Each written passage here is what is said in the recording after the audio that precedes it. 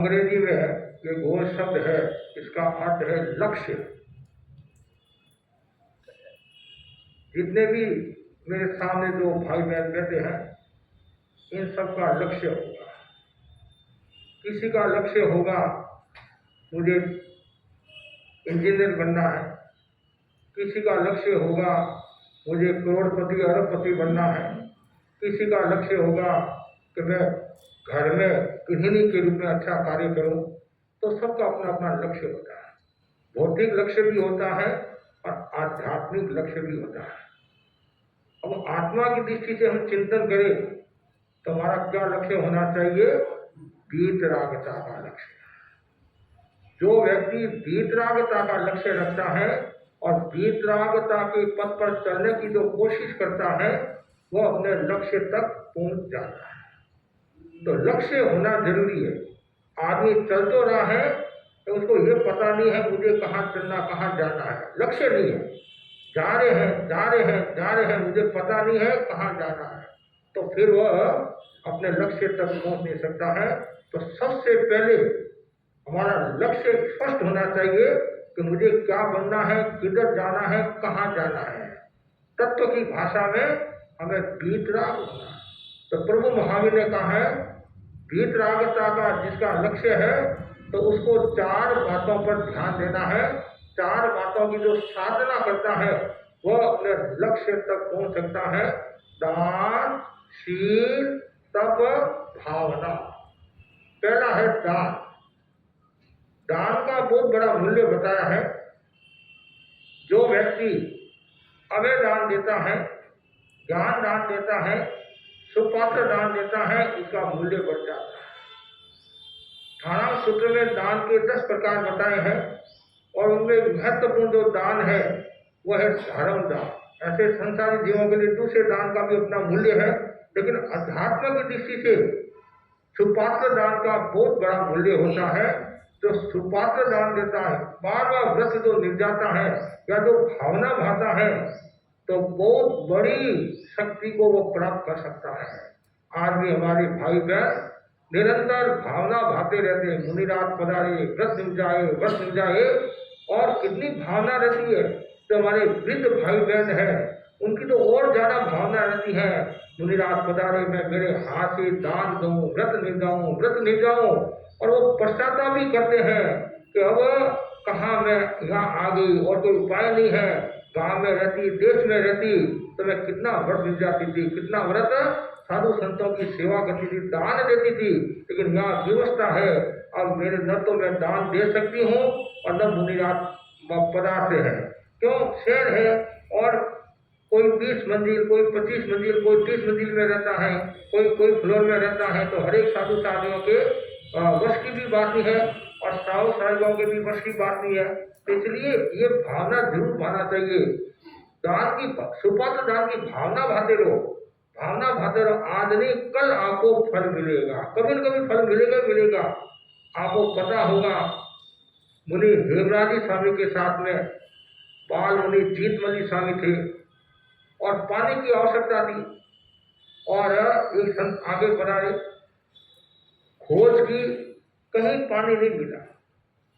वापिस पधारे और एक चौक में खड़े थे मुनिराज, और एक बहन घर में से बाहर निकली, संतों को देखा, देखती भक्ति जगी, वंदना की। मुनिराज यहाँ कैसे? कि पानी की आवश्यकता है। मुनिराज ने कहा, पानी की आवश्यकता है, मेरे यहाँ कृपा करो, मेरे यहाँ पानी है। भाई ने कहा, मेरे यहाँ पानी है, पर तुम तो कुमार जाति की हो, तुम्हारे यहाँ से कहाँ पानी मिलेगा? परिचय हो गया, कुमार जाति के हूँ, पहले परिचय, तुम्हारे यहाँ कहाँ से पानी मिलेगा? भाई ने कहा, महाराज जहाँ मैं पहले रहती थी, जिस सेठ के घर पर रहती थी, तो उस सेठ के संस्कार थे, जो सूखे बर्तन धोते थे और जो वो पानी था, वो पानी हम रखते थे। क्यों? हमारा जो घर, हमारे सेठ का जो घर था वो मेन रोड पर था, तो उधर से साधु साधी निकलते रहते थे। तो शायद वो सूखता पानी और संत सत्ता के कभी कभी काम भी आ जाता। तो मेरे को भी 12 वर्ष हो गए पानी रखते रखते। कितने? 12 वर्ष हो गए हैं, अभी तक ये सुपात्र दान देने का काम नहीं पड़ा है। आज आप कृपा कराओ, कृपा कराओ, कृपा कराओ, और संत पधारे वट दिख जाया तो बहन को कितनी खुशी हुई होगी और संतों को भी कितनी खुशी हुई होगी। उनको पानी की आवश्यकता थी। मतलब कहने मतलब है सुपात्र दान का बहुत बड़ा महत्व है। भावना भाव विवेक रखो। कुछ लोग निराश भी हो जाते हैं, एक बार अर्ज करते, दो बार अर्ज करते, बड़ा तो पदार्थ है नहीं है और मैं भी बहुत ऊंची हूँ तो भावना भाना बंद कर लेते हैं। कभी भावना भाना बंद नहीं करना। जैसे संस्कृति की अनुकूलता होगी और भावना भाई वो तो निर्जरा हुई कि नहीं हुई, वो निर्जरा हुई आपके संस्कार पुष्ट हुए, धर्म के प्रति आस्था मजबूत हुई। तो इसलिए हमेशा भावना भाने में कभी कंजूसी नहीं करना, कभी आलस नहीं करना और यही भावना भाव मेरा भी वो दिन आए मैं सुपात्र दान दूं। सुपात्र केवल दान केवल भोजन का ही नहीं होता है। दान आप अपने बेटे को दीक्षा देते हैं वो भी दान है। समय का विसर्जन करते हैं वो भी दान है। दान एक नहीं अनेक प्रकार का दान होता है। दान का मतलब दियते दानम, स्नेह दान भी होता है, स्नेह देना वो भी दान होता है। विसर्जन करना, अनासक्ति का विकास करना, सुपात्र दान देना, अपने पुत्र को संघ में समर्पित करना, तो दान का बहुत बड़ा महत्व है। और जो जितना ज्यादा मनोयोग के साथ, शुद्ध भावना के साथ और तत्व समझ कर जो दान देता है उस दान का बहुत बड़ा मूल्य होता है और वह जीत बीत रागता की ओर प्रस्थान करता है। हमारे जैन आगमों में उदाहरण आता है मुनि क्या नाम राजा संघ का जिन्होंने मुनि राज को धोन पानी कराया, जिसका परिणाम आया उन्होंने तीर्थंकर नाम गोत्र का उपार्जन किया। अब बोलो। और इस अवसरपणी काल में श्रेयांश कुमार ने सबसे पहले भगवान विश्व को इक्षु रस कराया था। तब से ये दान की परंपरा प्रारंभ हुई। सुपात्र दान, तो दान कितना नाम है, कितना सुंदर। सुपात्र दान एक होता है, कुपात्र दान एक होता है, सुपात्र दान। तो सुपात्र दान देता है, शुद्ध साधनों को दान देता है, त्यागी संयमी को दान देता है, तो समझना चाहिए उसका दिन सफल सफल सफल। तो हमारा जो लक्ष्य है वीतरागता, और वीतरागता के पथ पर बढ़ने के लिए सबसे पहले दान की भावना भाव, दान दान दान, मैं दान दूं, ज्यादा से ज्यादा सुपात्र दान दूं, शुद्ध दान दूं। दूसरा है दानशील, शील की साधना करता है, तो ब्रह्मचर्य की साधना करता है, बहुत ऊंची साधना है। हमारे आगमों में आता, ग्रंथों में आता है, विजय सेठ विजया सेठानी का उदाहरण आता है। दोनों ने ये जीवन में, एक ने कृष्ण पक्ष का त्याग किया, एक ने शुक्ल पक्ष का त्याग किया, और शादी हुई, और शादी होने का पहली जो सुहाग रात, पहली रात, उसने कहा मेरे ये त्याग, उसने कहा मेरे ये त्याग है। आश्चर्य की बात है, एक ही पलंग पर सोने के बाद में, और उन्हें शुद्धता के साथ में शील व्रत की साधना की, ब्रह्मचर्य की साधना की। आज वो इतिहास है, उदाहरण है, और लोगों को प्रेरणा देने वाला वो उदाहरण है। इसलिए ब्रह्मचर्य की साधना बहुत ऊंची साधना होती है। और भगवान ने कहा है देव दानव गंधवा जक रक किन्नरा बम्बयान संति दुक्करम दे करंती दाऊं। कितना सुंदर कहा है। तो ब्रह्मचर्य की साधना करता है तो देव दानव किन्नर आदि भी उनको नमस्कार करते हैं। कि ब्रह्मचर्य जो होता है उसका एक अलग प्रभाव होता है, उसका आवामंडल अलग होता है, और देवता उनकी सेवा में रहते हैं। जो ब्रह्मचारी होता है देवता उनकी सेवा में रहता है। तो ब्रह्मचर्य के विकास के लिए क्या करना चाहिए? ध्यान का प्रयोग करना चाहिए, स्वाध्याय करना चाहिए, आत्मचिंतन करना चाहिए, आत्मनिरीक्षण करना चाहिए, और सबसे महत्वपूर्ण बात है खाने का संयम। जो जितना ज्यादा गरिष्ठ और तामसिक भोजन से दूर रहेगा और सात्विक भोजन पर चिंतन करेगा तो वह अच्छी तरह से ब्रह्मचर्य की साधना कर सकता है। और जो दिन भर खाने में रहता है, सुबह से लेकर शाम गरिष्ठ भोजन करता रहता है, तामसिक भोजन करता है, वासनात्मक भोजन करता है, तो धीरे धीरे मानसिकता में अंतर आता है और एक प्रकार का वो रोग को भी प्राप्त हो जाता है। आज जो वर्तमान हम सुनते हैं एड्स की जो बीमारी, ये असंयम के कारण होती है, भोग के कारण होती है। इसलिए ब्रह्मचर्य की साधना बहुत ऊंची साधना है।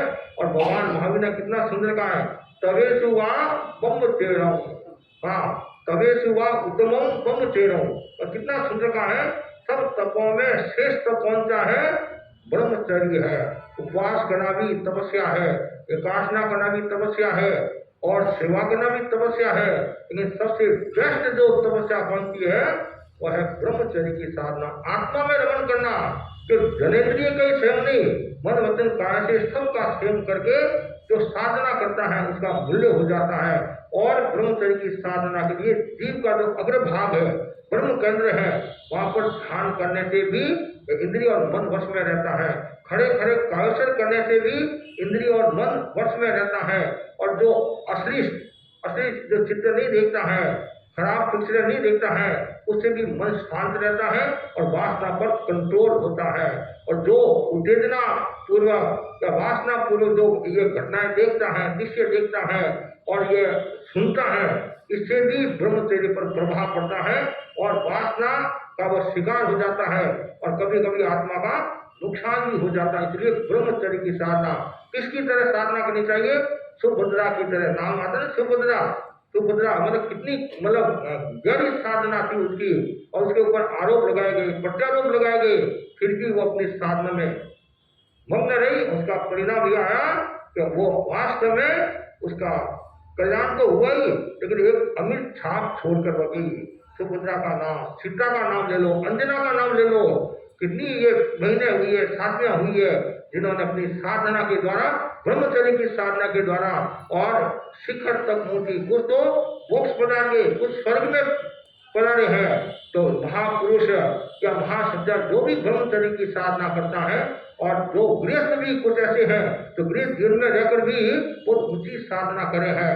मुंबई के अंदर रमणीक भाई और कांता बहन का मैंने नाम सुना, वो भी विजय सेठानी की तरह साधना करते थे। और ऊंची बात है, आज भी ऐसे हैं तो बहुत संयम रखते हैं। तो ये वीतरागता की साधना में महत्वपूर्ण भूमिका निभाने वाला जो तत्व है वो है ब्रह्मचर्य, दानशील।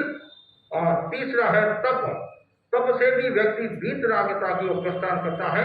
भगवान महावीर ने 12.5 वर्षों की साधना में क्या किया? तप और ध्यान ही किया, नहीं तप और ध्यान किया। और निरंतर तप और ध्यान 12.5 वर्षों की साधना में 349 दिन उन्होंने आहार किया। कितना?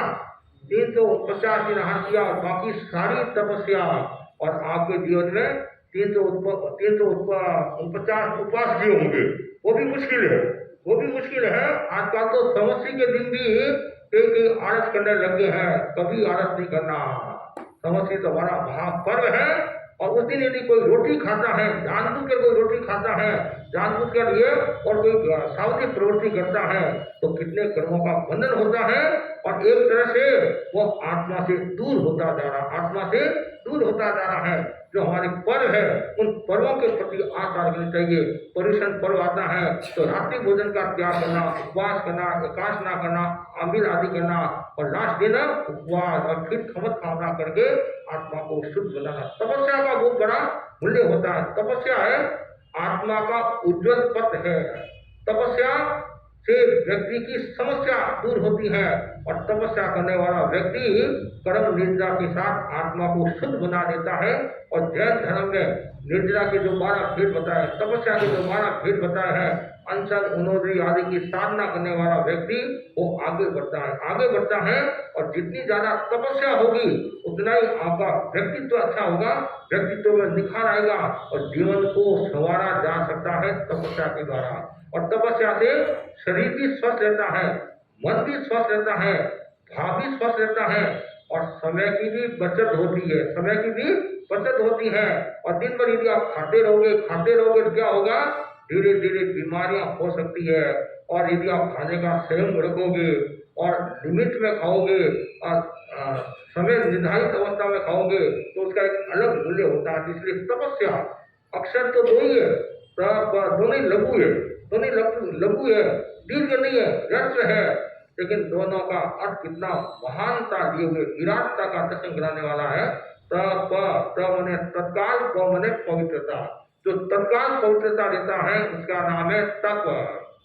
चातुर्मास में साधु साध्वियां तप की प्रेरणा देते हैं, ज्ञान दर्शन साहित्य तप की प्रेरणा देते हैं कि ज्यादा से ज्यादा ज्ञान वृद्धि करो, दर्शन मतलब आस्था को मजबूत करो, 12 वर्ष या 5 महावर्ष की साधना के लिए तैयार हो जाओ और तपस्या करो। गुरुदेव की कृपा से इस चातुर्मास में तपस्या का अच्छा माहौल बना और अच्छी तपस्या हुई, मास कमल भी अच्छे हुए, तेले भी अच्छे हुए, छोटी मोटी भी अनेक तपस्याएं हुई। तो तपस्या से आभा मंडल निर्मल होता है, तपस्या से बीमारियां दूर होती है, आदि व्याधि उपाधि से मुक्त होकर जीव परम समाधि को प्राप्त होता है। तो ये बात ध्यान में रखने की है। तपस्या ये लोग सुधारने के लिए नहीं करना, परलोक सुधारने के लिए नहीं करना, यश कीर्ति प्रदर्शन आडंबर के लिए तपस्या नहीं करना, केवल नन्नत निजय तब नहीं थे जा। कितना सुंदर का है। तपस्या केवल आत्मा की विशुद्धि के लिए करना, आत्मा की शांति के लिए, समाधि के लिए तपस्या करनी चाहिए। तो लोग कहते हैं महाराज हम तपस्या कराते हैं, प्रेरणा देते हैं, 4-5 तपस्या हो जाती है 4-5 दिन की, फिर बाद में अब ढीला पड़ जाता है, तपस्या होती नहीं है, तो हम उनके भाव चढ़ाते हैं। भाव कैसे चढ़ाते हैं? भाव चढ़ाने में भी अंतर होता है। एक तो कहते तू अठाई करेगा नहीं, तुम्हारे हाथ की मेहंदी मानेंगे, और एक दिन तुम्हारे सासू जी गीत गवाएंगे, एक दिन तुम्हारे पियर वाले आएंगे, एक दिन ऐसे आएंगे, और ऐसे करके हम उनको लालच देते हैं और अठाई करा देते हैं। लेकिन ये परंपरा के अनुकूल बात नहीं है, अनुकूल बात नहीं है। मतलब से आप प्रेरणा दो, ये तो वो साइड की बात हुई, मतलब भौतिक बात हुई। मतलब हमारा मूल लक्ष्य है आध्यात्मिक। प्रेरणा दो, उनको ये बताओ कि 6 की तपस्या होगी है, 2 दिन यदि तुम क्षमता रखेगा, सहनशीलता रखेगा, थोड़ी हिम्मत रखेगा, तो तुम्हारी तपस्या हो सकती है, तपस्या हो सकती है, अठाई हो जाएगी, अठाई हो जाएगी। पुराने समय में अठाई का बहुत बड़ा मूल्य होता था, कोई 9 भी कर लेता नहीं तो क्या अठाई हुई कि नहीं हुई? अठाई मतलब एक कर्म की अठाई, एक धर्म की अठाई, ऐसे बोलते थे। अठाई का अपना मूल्य होता है, और ऐसे अठम तप का भी अपना मूल्य होता है। अठम तप किसको बोलते हैं? तेला, तेले का भी हमारे ग्रंथों में आता है, तेले का भी बहुत बड़ा मूल्य है। अठाई का भी अष्ट महोत्सव का भी बड़ा मूल्य होता है। तो तपस्या चाहे कोई भी सा नौकाटी हो चाहे फोर्स ही हो, तपस्या है। और जरूरी नहीं कि सब अठाई करें, तेले करने वाले भी मिलेंगे, उपवास करने वाले भी मिलेंगे, किसी से तो नौकाटी भी नहीं होती है। सूरज उदय हुआ सबसे पहले उसी का चाय माता चांदनी थने देखे दीवाने, चाय चाहिए। लेकिन यदि वो क्षमता रखता है तो वो भी बहुत बड़ी तपस्या है। विनय रखता है वो भी बहुत बड़ी तपस्या है। अनाग्रह का विकास करता है वो भी तपस्या के बहुत प्रकार है। इसलिए हमेशा तपस्या की भावना हो। मेरा भी वह दिन आए मैं भी भगवान महावीर की तरह तपस्या करके आत्मा का कल्याण करूं, भगवान ऋषभ की तरह तपस्या करके आत्मा का कल्याण करूं। और धनजी का नाम सुना? धन्ना अनगार धनजी 2 हुए, एक तो काकंदी के धनजी हुए है, और एक शादी भद्र धनजी हुए, सारा बने। तो काकंदी के जो धनजी हुए, धन्ना अनगार हुए। भगवान महावीर ने गौतम स्वामी की प्रशंसा नहीं की। किसी ने पूछा आपके शासन काल में उत्कृष्ट तपस्वी कौन है? गौतम स्वामी भी बेले की तपस्या करते थे, लेकिन नाम किसका लिया? धन्ना अनगार का लिया। कहते हैं मात्र 9 महीना साधुगण पढ़ा, उसमें से 8 महीना बेले की तपस्या, और पारना में आंबील, और लास्ट में 1 महीना सलेखना संखारा करके आत्मा का कल्याण किया। बहुत ऊंची बात है। 9 महीने की साधना में अपना मतलब वीतरागता की ओर आगे बढ़ गए, तो तपस्या का बहुत बड़ा मूल्य। हमारे 13 धन संघ में भी एक से बढ़कर तपस्वी हुए हैं, और हमने चातुर्मास में खूब तपस्या का उल्लेख भी किया था। चाहे वो खिरपाल फतेह का नाम ले लो, चाहे मुनि अनूपचंदी स्वामी का नाम ले लो, मुनि चुन्नीलाल जी स्वामी का नाम ले लो, और साध्वी झुमा जी का नाम ले लो, पन्ना जी का नाम ले लो, अंसा जी का नाम ले लो। किस प्रकार उन्होंने बड़ी बड़ी तपस्या की है। चाहे धन्ना जी एक जसोल के हुए जिन्होंने लघु निष्क्रिय तप की पार्टी की, चौथी परिपाटी मुक्का जी, अंसा जी, धन्ना जी, 3 साथियों ने 13 धन में चौथी परिपाटी पूर्ण की है। साथी पन्ना जी ने शुरू की थी, तो वो पूर्ण नहीं हो सकी, देवलोक पधार गए। तो बस तपस्या का बहुत बड़ा मूल्य है। दान शील तप, चौथा है भावना। वीतरागता की ओर बढ़ने के लिए तो दान का भी मूल्य है, शील का भी मूल्य है, तप का भी मूल्य है, और सबसे एक दृष्टि से देखे ऊपर का मूल्य है भाव का। भावना भवनाशिनी, भावना से भव का नाश होता है, भावना से हमारा भव सुधर जाता है। यदि अच्छी भावना है तो भव सुधर जाएगा, और अच्छी भावना नहीं है तो भव बिगड़ जाएगा। कभी कभी देखते नहीं, लास्ट के जो परिणाम होते हैं, प्राणी का आयुष्य पूर्ण हो रहा है, जब इच्छा आज जब पूर्ण हो रहा है उसमें उसके भाव कैसे है, उस पर सब कुछ होता है। यदि अच्छे भाव है, शुभ लेशिया वाले परिणाम है, अतिवसाय निर्मल है और कोई आयता में प्रसन्नता का भाव है, तो समझना चाहिए गति सुगति हो रही है। और लास्ट में यदि परिणाम अच्छे नहीं है, आयत्रा करा है, मन में दुख प्रकट करा है या बोल रहा है ये वो मतलब गलत बोल रहा है, तो समझना चाहिए उसकी गति सुगति नहीं। इसलिए लास्ट में परिजनों को भी मैं कहना चाहूंगा, लास्ट में वो मत करे। कल एक परिवार की परिस्थिति थी, कोई बातचीत हुई महाराज, तो इनकी बहुत भावना थी संतारा करने की, बहुत शुरू से करी थी संतारा संतारा संतारा। उन्होंने अपनी मम्मी को भी चने से बुला दिया, मतलब मम्मी साहब बोलते नहीं, मम्मी साहब बोलते नहीं, मामा के मम्मी साहब को भी बुला दिया कि संतारा के लिए, लेकिन बेटे ने मोह के वशीभूत होकर, एक और किसी ने मोह के वशीभूत होकर मना कर दिया और बेचारी वो ऐसी गई। और कभी कभी ऐसा होता है और आप सोचते वो अरे अब मोह करने से क्या होगा, आपके पास तो वो रहने वाला नहीं है, पास तो रहने वाला नहीं है, उसका आयुष्य पूर्ण हो रहा है और उसमें आप मोह करते हैं, गति को बिगाड़ते हैं और वो मरकर नरक में चला गया, क्लेश योनि में चला गया, कि आप वहां जाओगे उसको सुख देने के लिए है, तो फिर ऐसा क्यों काम करे। ठीक है, परीक्षा लेना आपका काम है, स्थिति को देखकर काम करना चाहिए, लेकिन आपको लगे अब ये इसके प्राण पंख उड़ने वाले हैं, उसमें कभी मोह नहीं करना, मोह नहीं करना। उसमें तो ये भावना भाव कि आपकी आत्मा का कल्याण हो, आत्मा का कल्याण हो, आत्मा का कल्याण हो, ये मौका तो आप त्याग तपस्या के द्वारा आगे बढ़ो, त्याग तपस्या के द्वारा। तो ये हमेशा मन में भावना भाव कि मेरी भावना अच्छी रहे, मेरे भाव अच्छे रहे, भाव में कभी भी विकृति नहीं आए, अशुद्ध भाव न हो, हमेशा पॉजिटिव भाव रखना, कभी भी नेगेटिव भाव नहीं रखना। तो नेगेटिव भाव रखना है तो उसकी गति सुगति की बजाय दुर्गति हो जाती है, कि सारा खेल भाव का है। हमारे जैन दर्शन बार बार भावक क्रिया, उपसंपदा के 5 सूत्रों में एक संपदा नहीं, भावक क्रिया, कोई भी काम करे भावना के साथ, जागरूकता के साथ, वर्तमान में अप्रवृत्तता के साथ, कि मेरे भाव कहीं अशुद्ध न हो जाए, भाव अशुद्ध न हो जाए।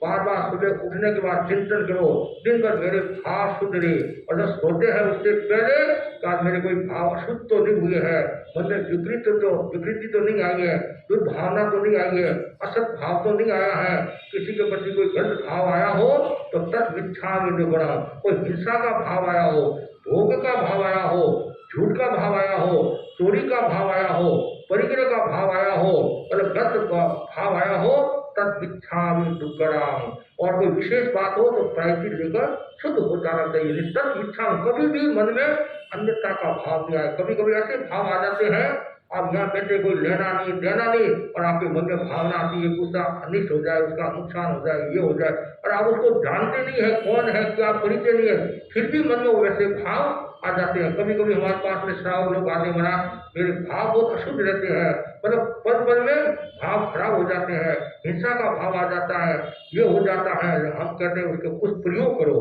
जिसके नेगेटिव भाव रहते हैं, तो आचार्य महाप्रकृति फरमाते थे, एक श्वासोश्वास, सांस लिया सांस छोड़ा, लेते समय सब श्रावणम 10 बार बोलना और छोड़ते समय सब श्रावणम 10 बार बोलना।